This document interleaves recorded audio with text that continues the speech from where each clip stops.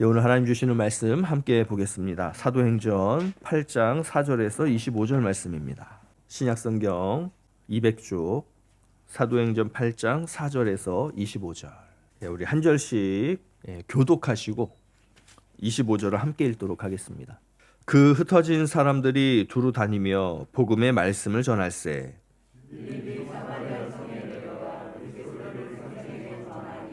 무리가 빌립의 말을 듣고 행하는 표적도 보고 한 마음으로 그가 하는 말을 따르더라.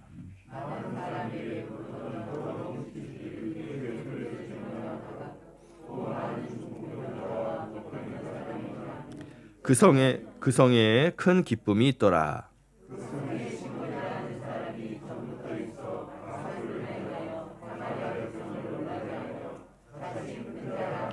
낮은 사람부터 높은 사람까지 다 따르며 이르되 이 사람은 크다 일컫는 하나님의 능력이라 하더라. 빌립이 하나님 나라와 및 예수 그리스도의 이름에 관하여 전도함을 그들이 믿고 남녀가 다 세례를 받으니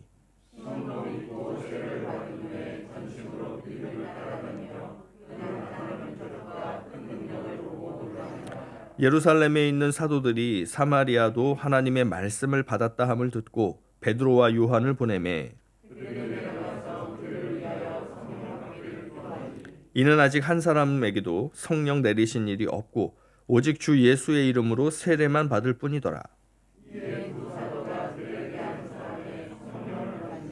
시몬이 사도들의 안수로 성령 받는 것을 보고 돈을 들여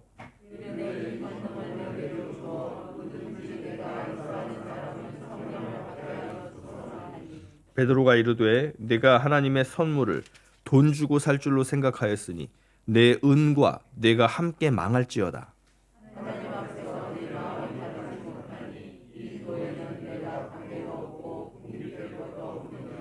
그러므로 너의 이 악함을 회개하고 주께 기도하라. 혹 마음에 품은 것을 사하여 주시리라.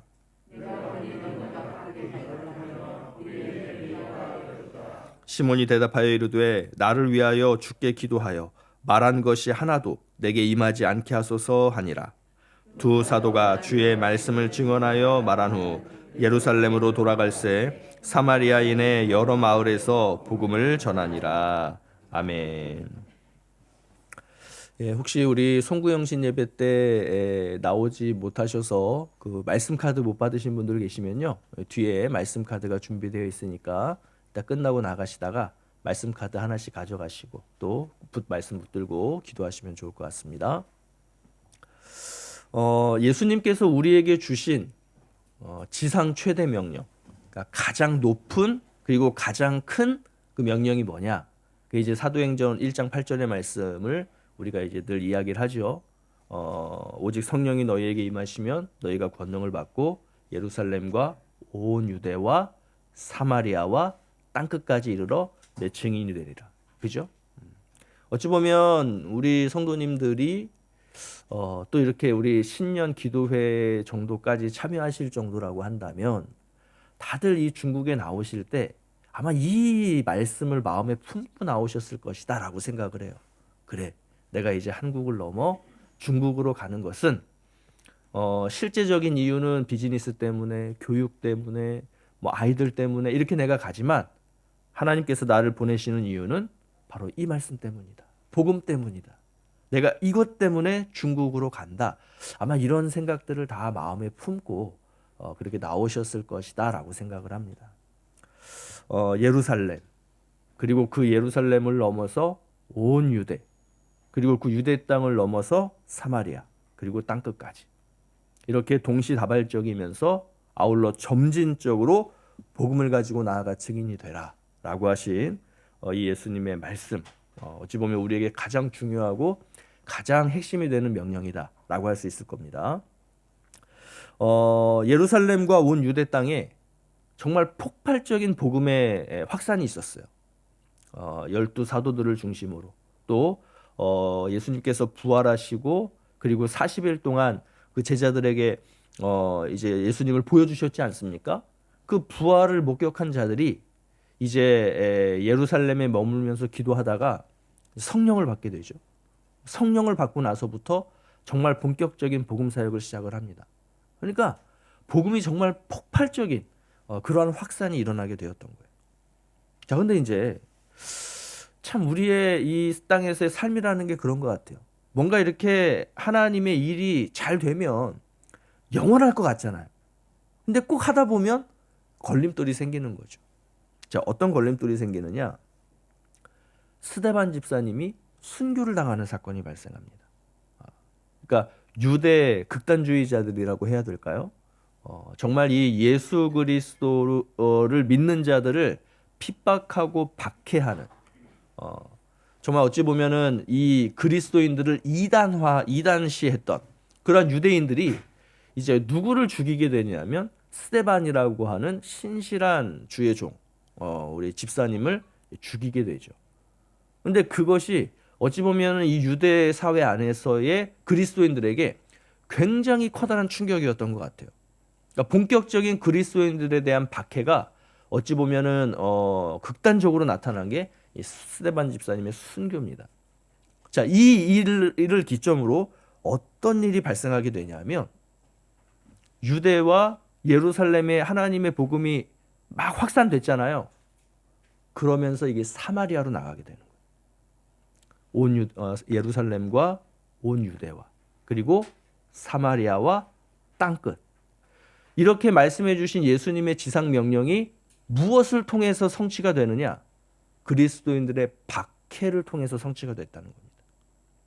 그러니까 우리가 늘 기대하는 예수를 잘 믿으면 행복할 거야. 예수를 잘 믿으면 모든 일이 잘 풀릴 거야. 예수를 잘 믿으면 정말 만사형통할 거야. 이거는 성경적인 게 아니에요. 이거는 성경적인 게 아니에요. 지금 복음이 어떻게 확산되고 있느냐? 예수님의 그 지상 명령이 어떻게 이루어져 가고 있느냐? 예루살렘과 온 유대에서 막혀 있던 이 복음이 어떻게 사마리아로 넘어가게 되느냐? 박해 때문이었다는 겁니다. 아이러니하죠. 근데 우리의 삶이 그런 것 같아요. 우리가 늘 평안하고 뭐 세상적으로 모든 일이 잘 풀려갈 때 이게 계속됐으면 좋겠는데, 그죠?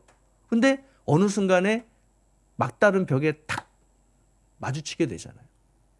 그러면 그 벽을 깨지 못해서 우리가 허우덕대고 힘들어하고 있을 때 하나님께서 우리를 어떻게든 인도해 가시죠. 여러분, 그것이 주의 복음이 확산되어져 가는 방법이다. 다시 말해서 내 인생에 고난이 찾아오고 어떤 핍박과 박해가 온다는 얘기는 하나님의 역사가 이루어질 것이다라고 하는 기대감을 갖도록 만드는 일종의 작용이라고 보셔도 된다는 거예요. 자, 그럼 어떻게 온 예루살렘과 온 유대 가운데 퍼졌던 그 복음이 그 경계를 넘어서 사마리아까지 가게 되는가? 이제 그 이야기가 오늘 본문에 대한 이야기예요. 자, 이제 스데반 집사님의 순교 때문에 그리스도인들에 대한 박해가 본격적으로 시작이 되니까 복음을 전하던 자들이 어떻게 하게 되냐면 예루살렘과 유대 땅을 떠날 수밖에 없는 거예요. 당연하죠. 왜냐하면 박해를 안 받으려면. 그래서 이 예수님의 제자 그리고 또 신실하신 집사님 중에 한 분이 이 빌립 집사님이 어디로 가게 되느냐? 유대 땅을 떠나서 사마리아 땅으로 가게 된 거예요. 자, 사마리아 땅으로 갔습니다. 그러면 이 빌립 집사님이 어떻게 살았을까요?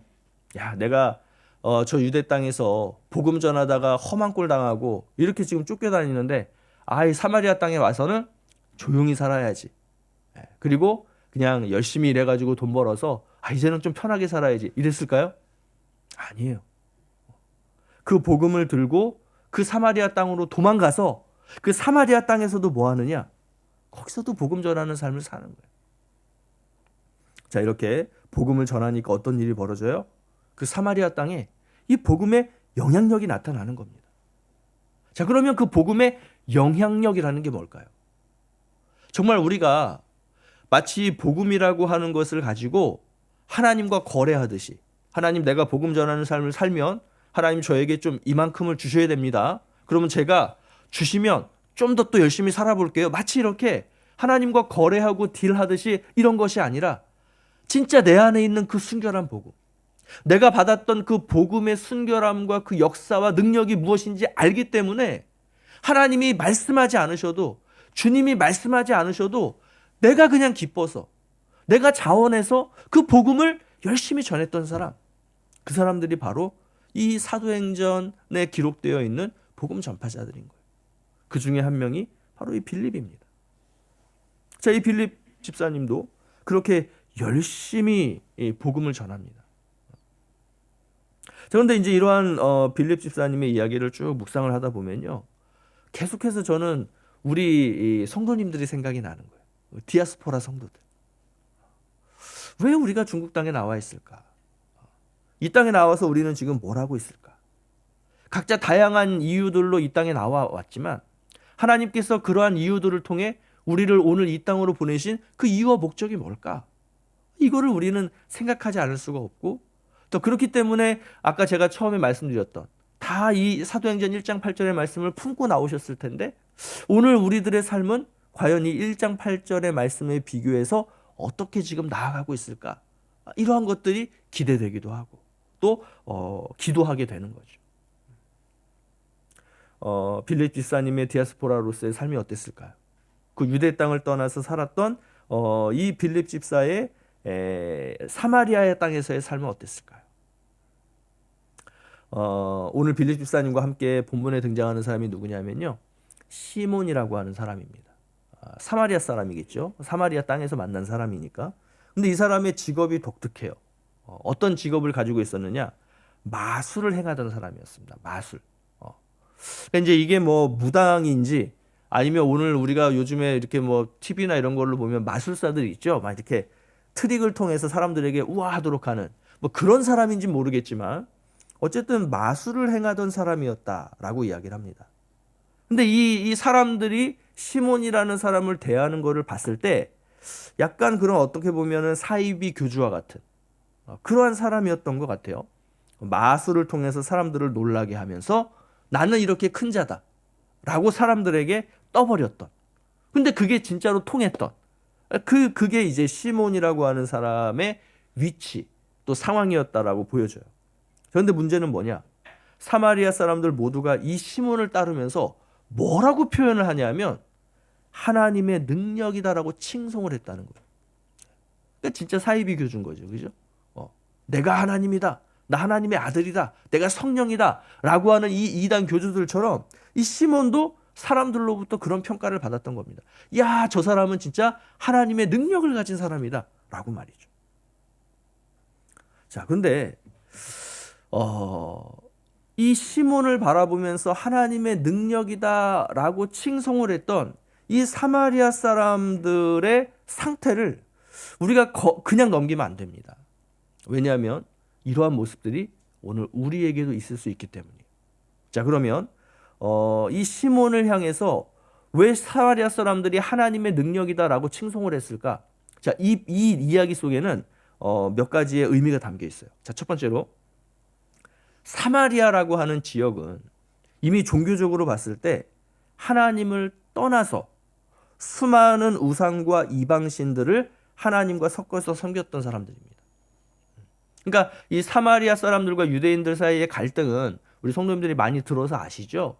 그래서 유대인들은 사마리아 땅으로 지나가는 것 자체도 막 그냥 막 못 견뎌 해가지고 어떻게 해요? 사마리아 땅을 거쳐서 가면 금방 갈 길을 일부러 그냥 오래 걸려도 삥 돌아서 가는 거죠. 그러니까 그만큼 사마리아 사람들을 싫어했어요. 왜 싫어했냐 하면 순수한 신앙을 잃어버렸다라고 봤기 때문이에요. 그러니까 역사적으로 보면 이스라엘 백성들이 포로 생활을 하고 돌아왔을 때 이 사마리아 사람들은 그 지역에 남았던 유대인들이죠. 그러다 보니까 여기 치이고 저기 치이고 막 섞이면서 어찌 보면은 하나님에 대한, 여호와에 대한 신앙과 함께 다른 민족들의 종교들이 막 섞이면서 굉장히 어떻게 보면 종교적으로 난잡하고 굉장히 복잡했던 그러한 땅이었습니다.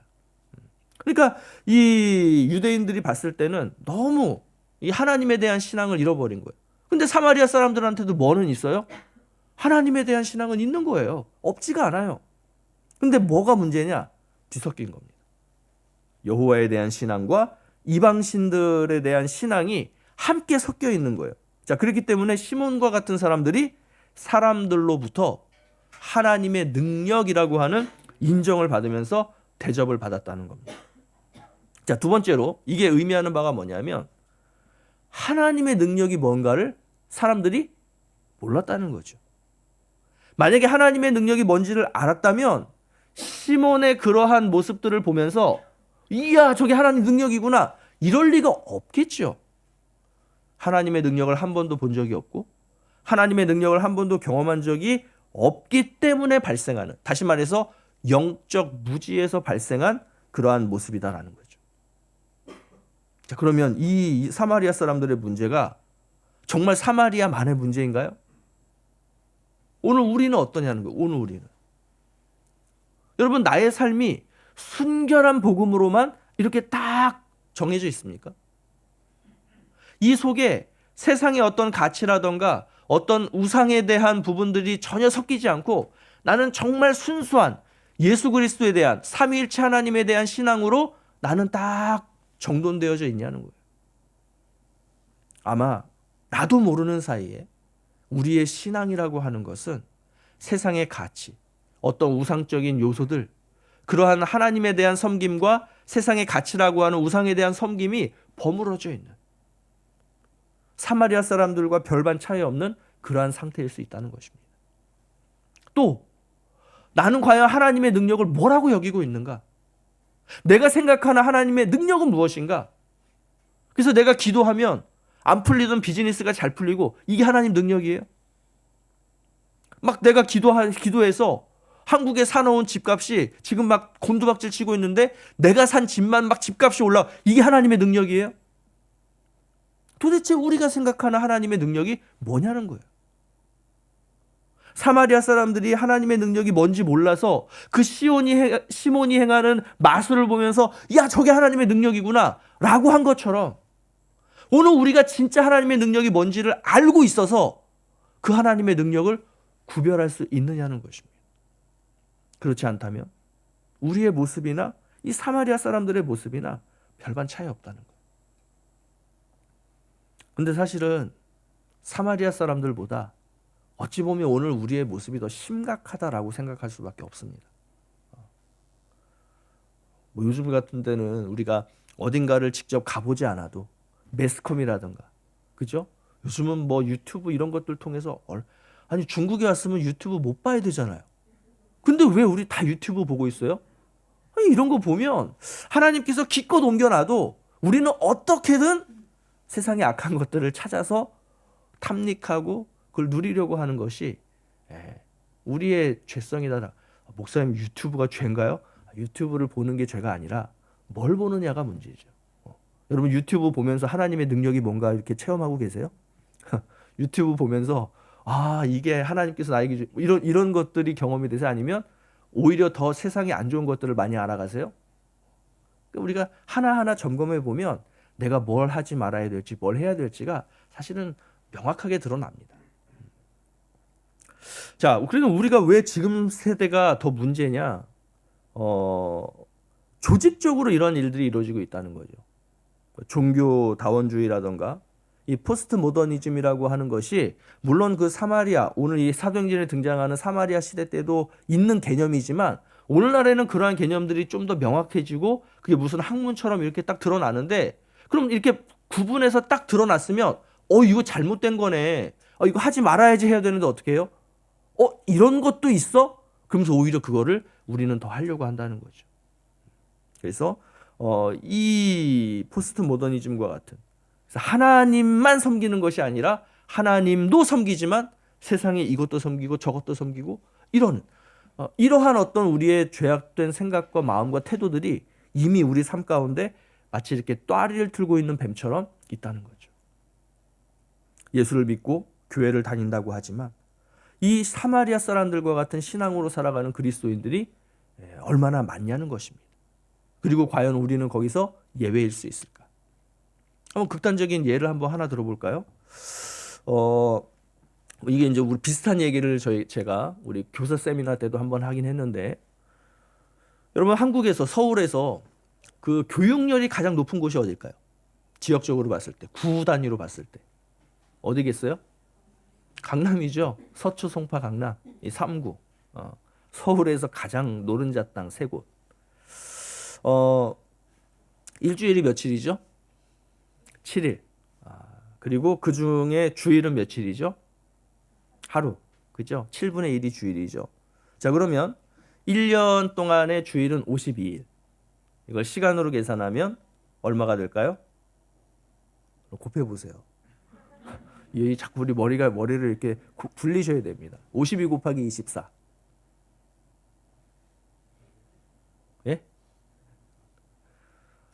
기도회 끝날 때까지 계산하고 계시면 안 돼요.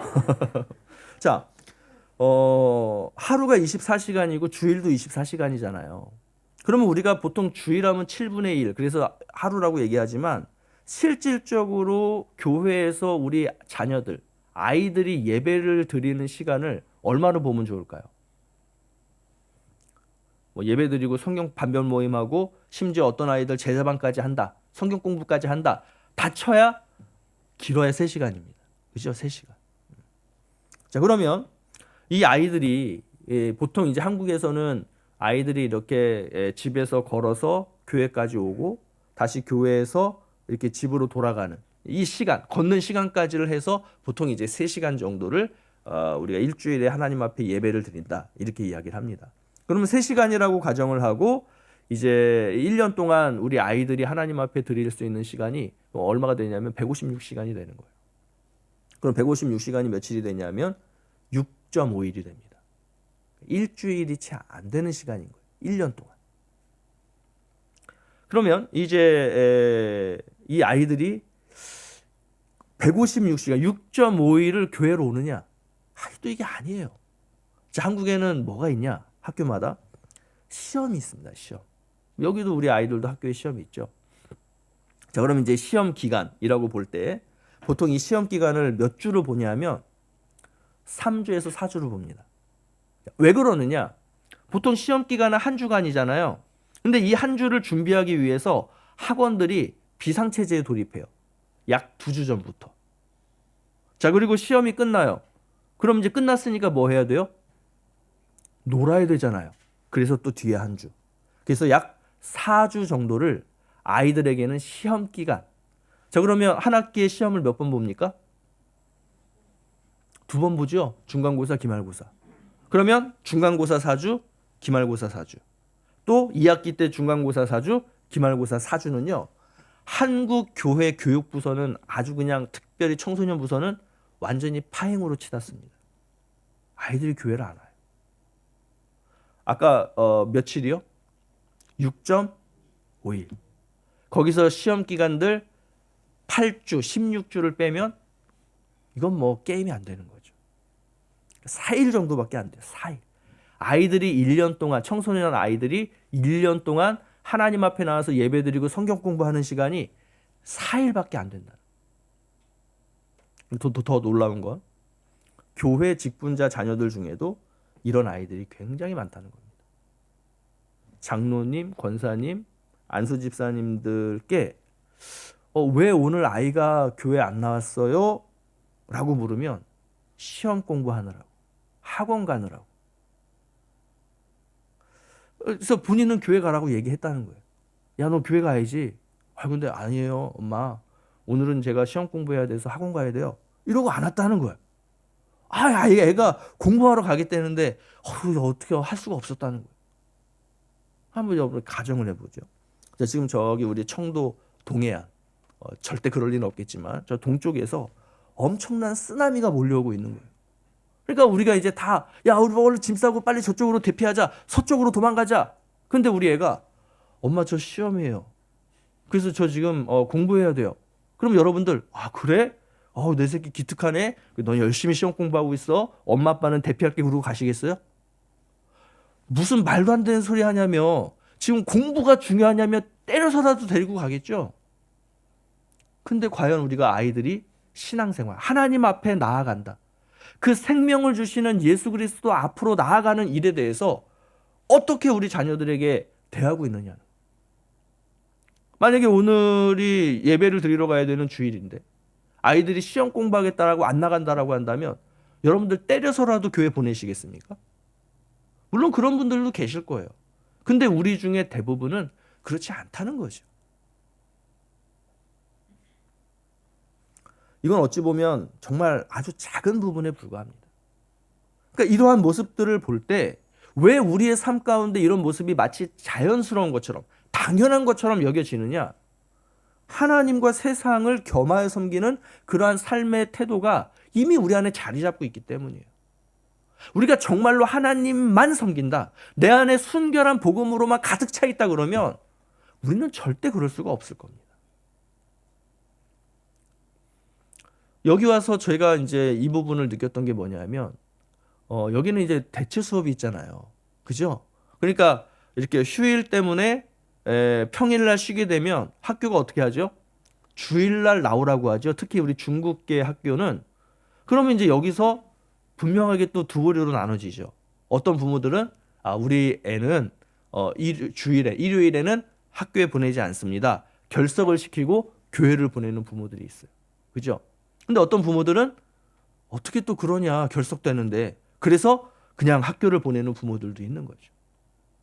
이런 것들을 볼 때 물론 나는 목사님 저는 한 번도 그거를 이거 하나님과 우상을 그렇게 생각을 한 적이 없어요 라고 우리가 항변할지 모르겠지만 이미 우리가 그러한 라이프 스타일이 잡혀 있다는 것 자체가 이미 우리는 순결한 복음이 뭔가에 물들어 있는 그러한 상태다라고 보셔도 틀리지 않다는 거예요. 이것이 바로 사마리아 사람들에게 있었던 문제점이자 오늘날 우리가 부지불식간에 가지고 있는 문제라고 할 수 있는 거예요. 자, 그 다음에 이제 이 사마리아 사람들의 두 번째 문제점이 있어요. 첫 번째는 순수한 신앙을 잃었다. 하나님과 함께 세상의 다양한 우상들, 세상의 다양한 가치들을 겸해서 섬기는 것이 사마리아 사람들의 첫 번째 문제였다면 두 번째 문제는 뭐냐? 아까도 말씀드렸듯이 하나님의 능력이 무엇인지 몰랐다는 겁니다.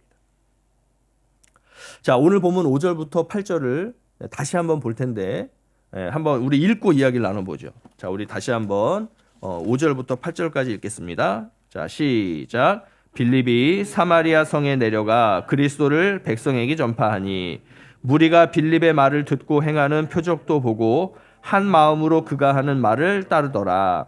많은 사람에게 붙었던 더러운 귀신들이 크게 소리를 지르며 나가고 또 많은 중풍병자와 못 걷는 사람이 나으니 그 성에 큰 기쁨이 있더라.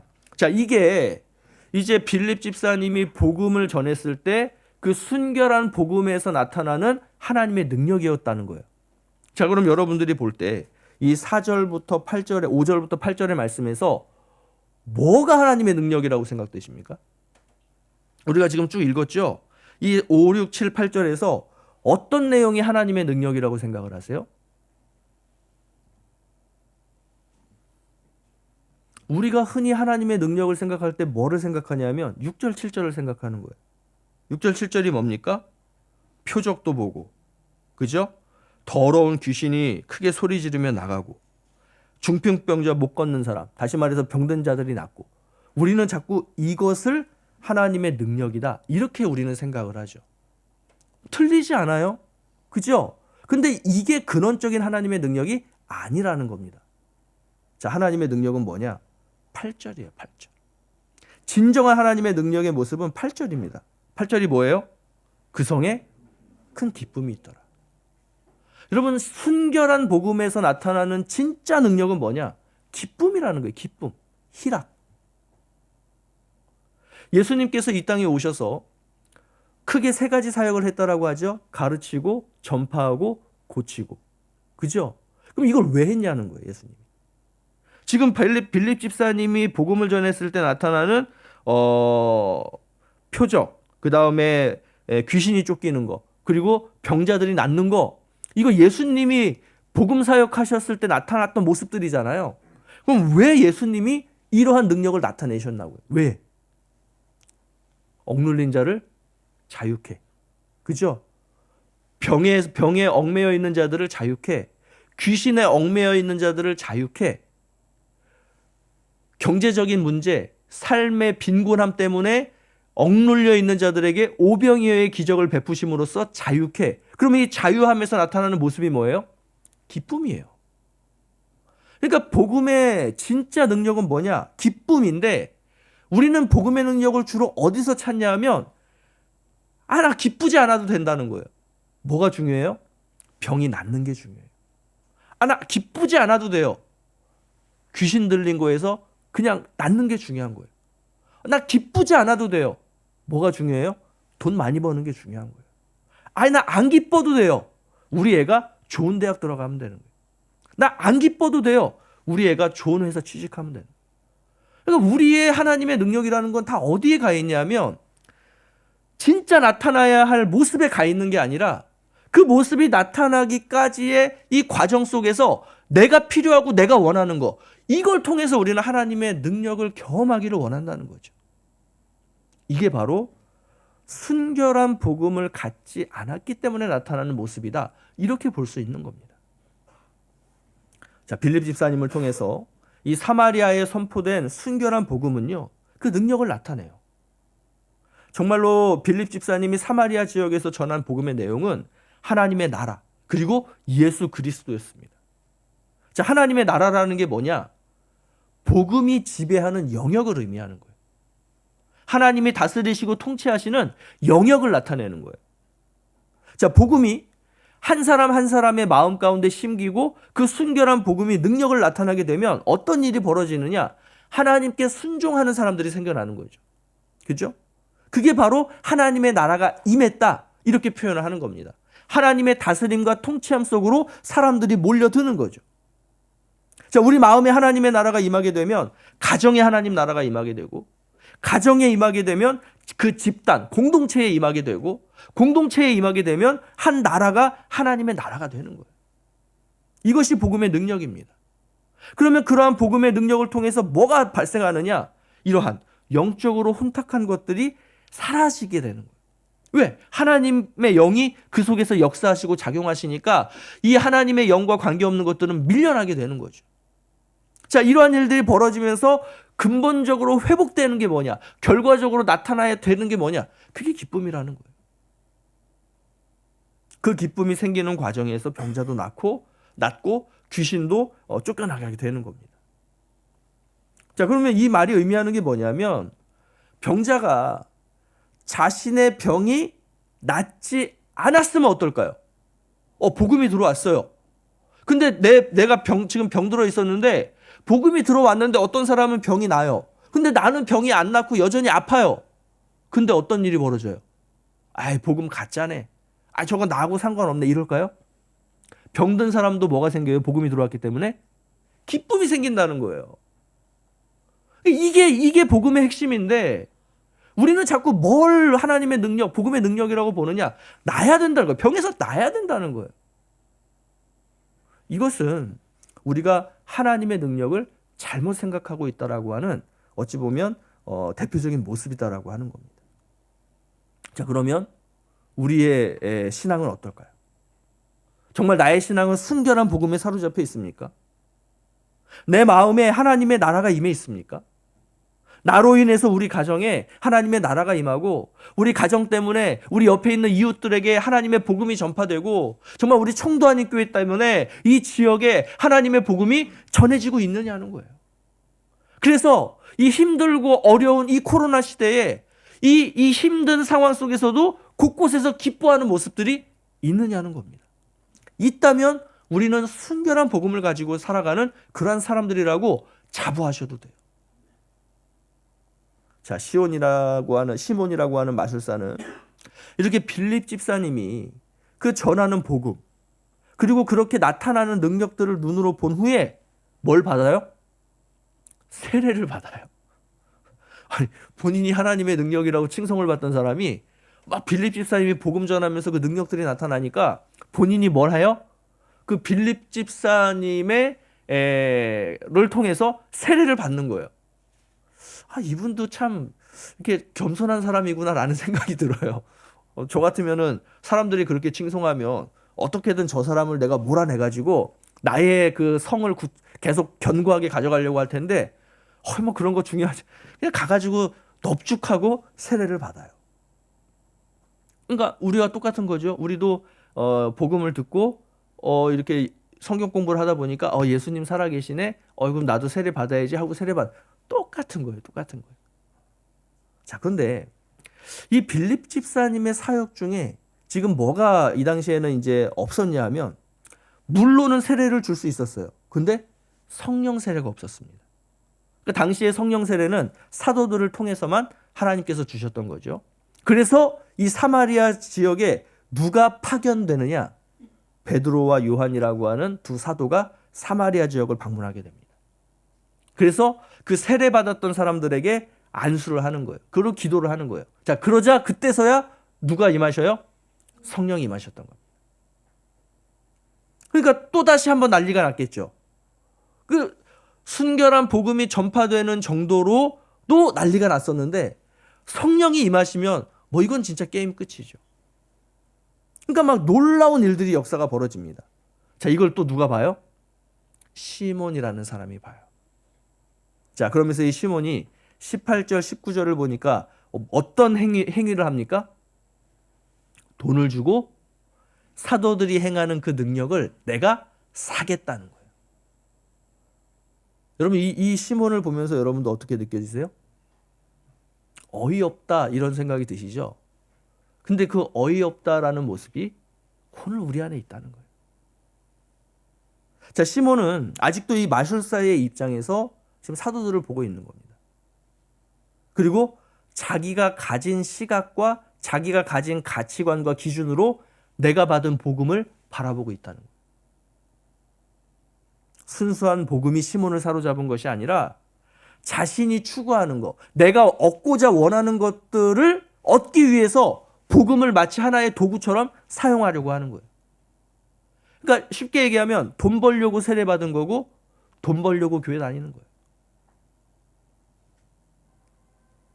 자, 에베소서 말씀을 통해서 이 내용을 말씀을 드리면, 옛 사람을 벗어버리지 못하고 복음을 자기 마음대로 곡해서 받아들이는 겁니다. 그렇기 때문에 사도들이 거듭거듭 뭘 얘기하느냐? 옛 사람을 버려야 된다. 기존에 당신이 가지고 있던 가치관과 세계관을 바꿔야 된다. 하나님의 마음, 하나님의 나라, 하나님의 복음으로 당신의 생각과 마음을 전부 다 고쳐야 된다. 그래서 이 이야기를 사도들이 계속해서 하는 겁니다. 우리가 똑같이 교회를 다니고 똑같이 예배를 드리고 똑같이 복음을 믿고 살아가는데 왜 우리의 삶 가운데 하나님의 나라가 임하지 못하느냐? 순결한 복음을 잃어버렸기 때문에. 그 순결함에 여러 가지 세상의 가치들과 우상들로 인해서 물들어 있기 때문에, 오염이 됐기 때문에 우리의 삶 가운데 하나님의 나라가 임하지 못하고 있는 거예요. 기독교인으로서 형식은 다 갖췄어요. 이 시몬처럼 세례도 받았고 막 교회도 잘 다녀요. 자, 그렇지만 우리의 실제적인 삶에서 하나님의 능력, 다시 말해서 기쁨이 나타나고 있느냐? 내 삶에 기쁨이 있습니까? 그게 어떤 세상적인 조건 때문에 발생하는 기쁨이 아니라, 우리 애가 학교에서 좋은 성적 받아오니까 기뻐서, 그런 기쁨이 아니라 그냥 내 삶이 아무 일도 없어요. 심지어 우리의 가정에, 우리의 삶에 문제들이 많아요. 그런데도 내 삶에 기쁨이 있느냐는 거예요. 그것이 없다면 우리는 지금 순결한 복음에서 벗어나 있다라고 보셔도 틀리지 않습니다. 내 생활이 뭔가 잘 풀리는 것 같고 내 계획과 뜻대로 되는 것 같으면, 그러면 하나님께 감사하죠. 그리고 막 기뻐해요. 그러다가 내 생활이 잘 안 풀려요. 그리고 힘만 들어요. 내 계획과 뜻대로 되지 않아요. 그래서 하나님의 일이 짐이 되고 하나님의 일을 하는데 기쁨도 없고 감사도 없어요. 여러분, 기복적인 신앙생활을 해오신 겁니다. 지금 빌립 집사님 왜 지금 예루살렘에 가 있어요? 복음 때문에 패가 망신한 거잖아요. 이제는 저 유대 땅에서 내가 살아갈 수가 없는 거예요. 그러니까 내가 어쩔 수 없이 도망쳐 나온 거예요. 자, 그런데 지금 이 사마리아 땅에 가서 지금 뭐 하고 있어요? 나를 망치게 만든, 내 삶의 모든 경제적인 것들과 모든 안전적인 것들을 다 뺏어간 복음, 지금 사마리아 땅에서도 그 복음을 뭐 하고 있어요? 전하고 있는 거예요. 오히려 내 삶에서 모든 것이 다 빠져나가고 복음만 남다 보니까 오히려 이 빌립 집사님의 사역 가운데 뭐가 벌어져요?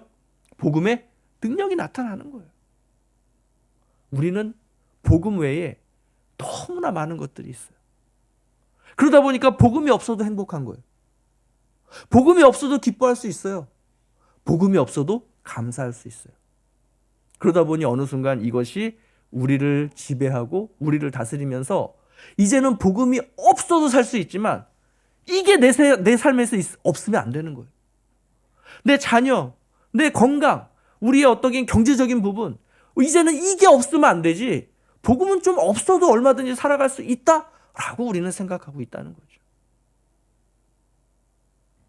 마귀는 우리에게 대놓고 예수님을 거부해라. 야, 너 예수님을 따르지 마. 이러지 않아요. 요즘 마귀들이 행하는 전법이 뭐냐? 우리의 그 순결한 복음 안에 0.01%의 불순물만을 섞는 겁니다. 야, 너 이 100가지 중에 한 98가지는 하나님 말씀에 순종하며 살아. 한 2가지 정도는 그거 순종하지 않아도 되지 않겠니? 이렇게 우리를 유혹해 온다는 거죠. 그럼 우리는 그 얘기를 들어보면 그래도 될 것 같거든요. 그래, 내가 98가지나 순종하는데 이 2가지 좀 순종 안 하면 어때? 거기서부터 우리의 순결한 복음은 오염되기 시작하는 겁니다. 그리고 그렇게 오염이 되면요, 우리의 삶에서 조금씩 그 복음으로 인한 기쁨은 사라지게 되고 우리는 자꾸 다른 것들을 통해서 기쁨을 얻고 감사의 제목들을 찾으려고 하는 겁니다. 여러분, 그 마약 중독자들이 왜 자꾸 마약을 해요? 그거 안 해도 이렇게 기뻐할 수 있는 일들 많잖아요. 그죠? 근데 이미 마약이 내 몸 안에 들어오고 그것이 내 몸을 지배하기 시작하면 그 다음부터는 나의 의지와 상관없이 나는 하고 싶지 않아도 어떻게 해요? 이미 하고 있는 거예요. 왜요? 거기서 오는 그 기쁨과 그것을 맛본 이후에는 끊을 수가 없기 때문에. 이건 나쁜 의미에서죠.